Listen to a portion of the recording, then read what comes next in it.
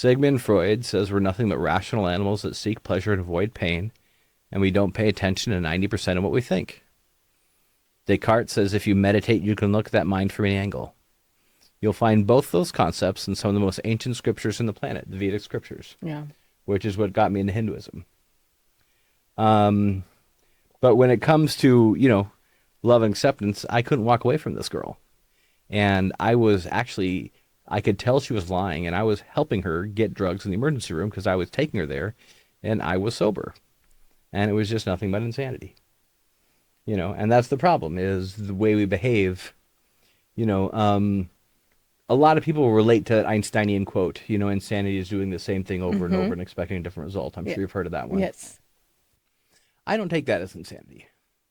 What do you? Most of what we do is nothing but the same thing over and over. Yes, that's true. That's how we build neural pathways. I'm a determinist who functions off the premise of free will. So basically, the only person who has free will in my life is me. And not because I have it, but just because there is no other way to live.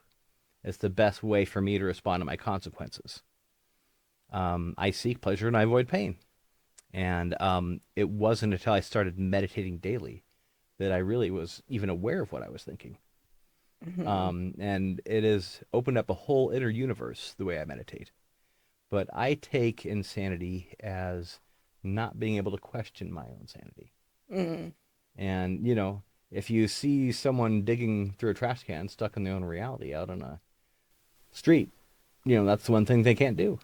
They can't ask themselves the question, am I sane? I would argue most sane people can't ask themselves that question either. That's true. I agree. Yeah. And that's one of the things that I was able to ask myself. I mean, I've dealt with hallucinations. I've dealt with, mania, suicidal depression, as I talked about. Nothing's worse than a panic attack, and I've dealt with those in the past too.